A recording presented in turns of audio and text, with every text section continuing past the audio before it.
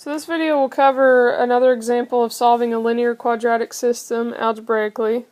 So our quadratic equation that we're given is 2x squared minus x plus 5, and the linear equation is y equals 3x plus 5. So we're going to do the same thing we did in the previous example, where we're going to set these both equal to each other, just like we would do with substitution if it was a system of linear equations. So I can set 2x squared minus x plus 5 equal to 3x plus 5. Now I need to move these things over to the left side. So I'm going to subtract 3x and 5. Those go to 0 on the right side. So the resulting equation is 2x squared minus 4x, a negative 1x minus 3x gives us negative 4x.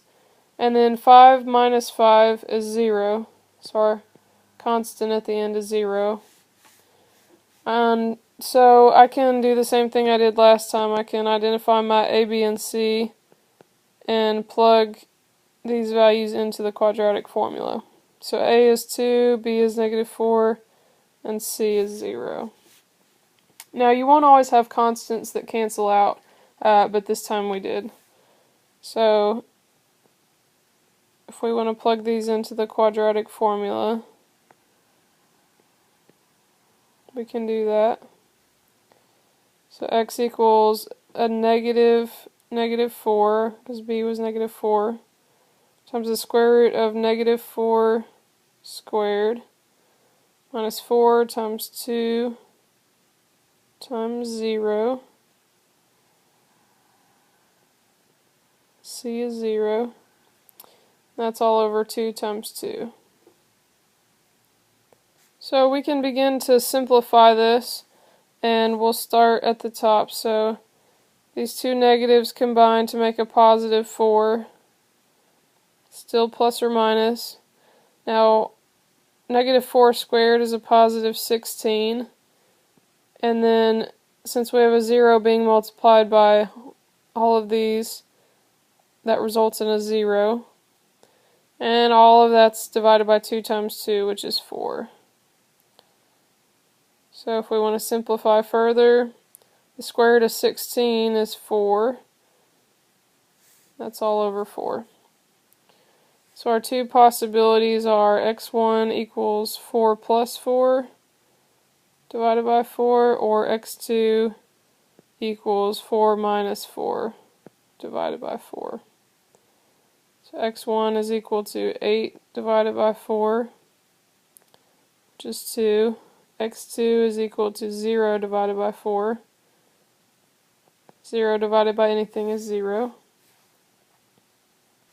So I'm not finished yet, even though I have my x's. I need to find the y's that go with those so that I can record my answer as an ordered pair, as a point on the graph.